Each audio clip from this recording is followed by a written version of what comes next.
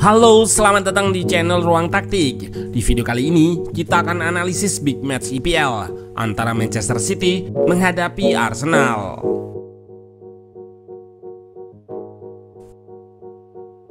Dua tim papan atas Premier League ini menyajikan pertandingan yang sangat seru dan menarik. Selain pertandingan dengan intensitas tinggi dan adu taktik dari kedua pelatih, laga ini juga berlangsung dramatis. Di awal laga, Man City langsung menyengat dengan beberapa peluang dan buka keunggulan di menit 9 melalui kerjasama apik Savinho dan Haaland. Arsenal bisa mengejar ketertinggalan dan bahkan bisa balikan keadaan di penghujung babak pertama. Dua gol mereka tercipta melalui kecerdikannya dalam situasi bola mati. Namun The Gunners kehilangan satu pemain setelah Trossard mendapatkan kartu kuning kedua.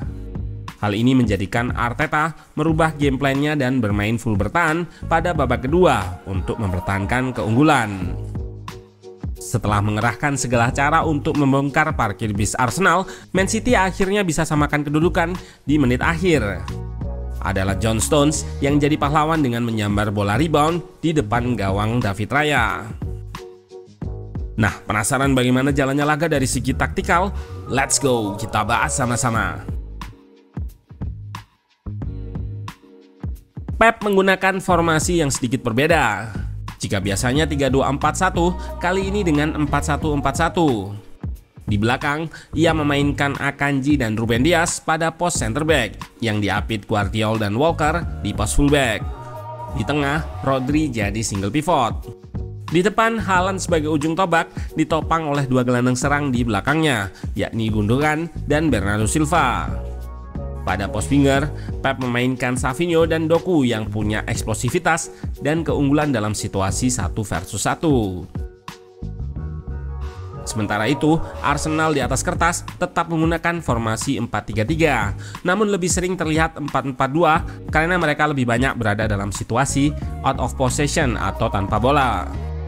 Havertz yang menggantikan posisi Odegaard sering berada di depan sejajar dengan Trossard.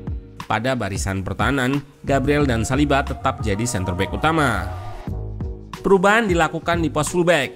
Timber yang biasa main di kiri, kali ini dimainkan di kanan menggantikan Ben White. Pos fullback kiri diisi oleh Calafiori yang pertama kali bermain jadi starter. Pada awal laga, Man City langsung mengambil kontrol permainan. Ketika bangun serangan, secara natural, Man City akan menerapkan struktur 4 back di belakang, dengan Walker dan Gvardiol di area kelebaran dan Rodri sebagai single pivot di tengah. Alternatifnya, Gvardiol bisa invert ke half space, berdiri sejajar dengan dua gelandang serang di ruang antar lini. Pada laga ini, Gvardiol memang diberikan peran sebagai ekstra gelandang serang di depan. Terlihat di sini struktur menyerang Man City di mana ia berada satu garis dengan Gundogan dan Bernardo Silva di area tengah.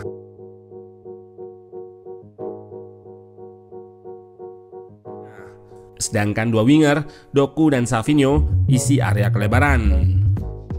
Jadi, saat menyerang, Man City menggunakan struktur 3-1-5-1. Saat tanpa bola, The Gunners tidak langsung bertahan dengan reaktif.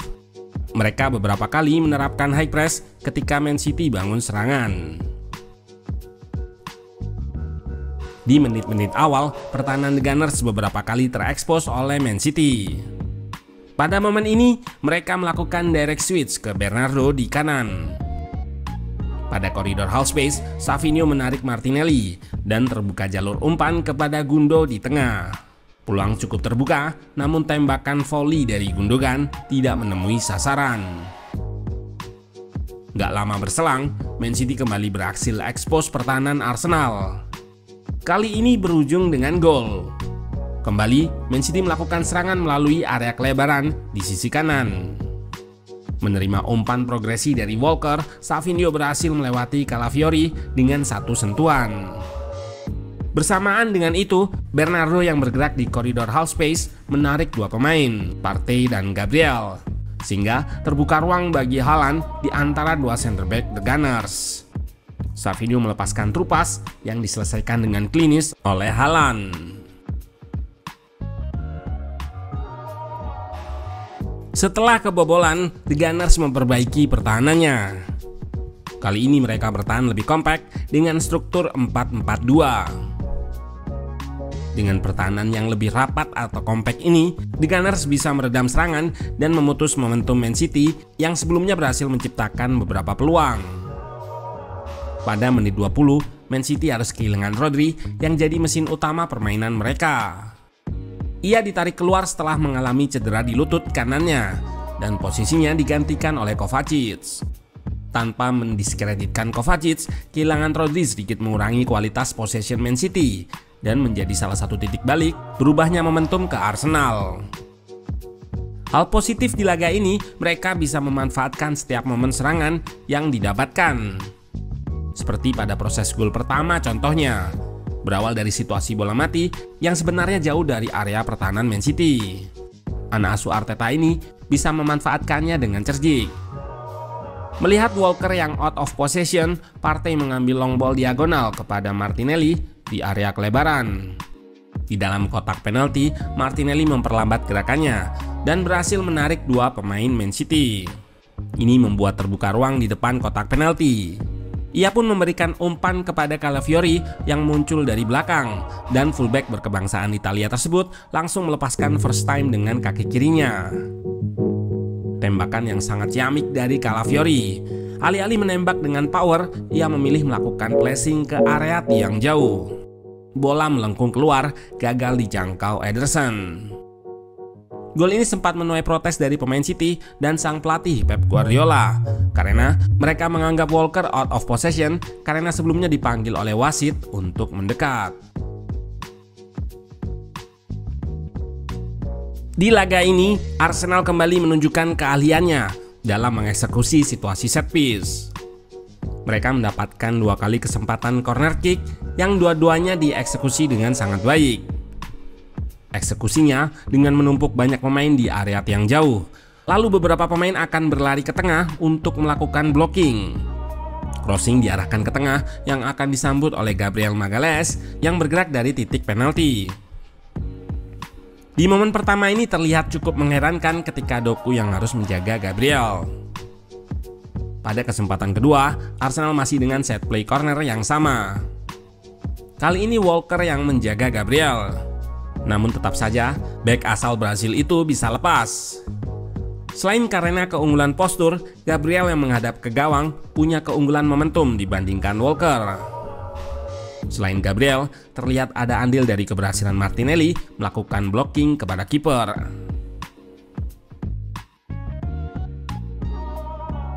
Dengan skor 1-2 ini, momentum ada di Arsenal. Namun sayangnya mereka harus kehilangan satu pemain setelah Trossard mendapatkan kartu kuning kedua. Hal ini ia dapatkan setelah wasit menganggapnya mengulur waktu dengan membuang bola. Berkurangnya satu pemain ini membuat Arteta menerapkan taktik ultra defensif di sepanjang babak kedua. Ben White dimasukkan untuk gantikan Saka sehingga Arsenal bertahan dengan 5-4-0. Blok pertahanan kompak di sisi bola dan terlihat Timber di sisi kanan yang secara khusus bertugas untuk menjaga winger City di area kelebaran. Organisasi pertahanan Arsenal sangat baik di laga ini. Mereka bisa merespon switch yang dilakukan City dan bisa segera menutup ruang tembak. Sulit menembus parkir bis Arsenal, Man City melakukan upaya long shot, tapi eksekusinya tidak berjalan baik. Pun ketika tembakan City menemui sasaran, masih ada David Raya yang tampil gemilang dengan beberapa save-nya. Pep melakukan upaya terakhir dengan memasukkan John Stones sebagai penyerang di depan bersama Haaland. Setelah berbagai upaya, pada akhirnya di menit-menit akhir, Man City bisa samakan kedudukan. Lewat kesempatan sepak pojok, Grealish melepaskan short corner ke Gundo yang dikembalikan ke Grealish. Mantan pemain Aston Villa ini melakukan la pausa untuk menarik dua pemain Arsenal. Ia lalu memberikan umpan kepada Kovacic yang kosong di tengah. Tembakannya membentur Kiwior, namun bola rebound berhasil disambar John Stones untuk samakan kedudukan. Hasil yang menegangkan dan cukup adil buat kedua tim. Ini merupakan modal bagus bagi The Gunners untuk tabungan poin di akhir musim, asal mereka tidak buang-buang poin melawan tim yang lebih kecil. Bagi Man City, tentu hasil ini kurang memuaskan, ditambah cederanya Rodri sebagai tumpuan lini tengah mereka. Namun bukan Pep namanya jika tidak mampu menemukan solusi taktikal. Overall, jalan masih panjang buat kedua tim.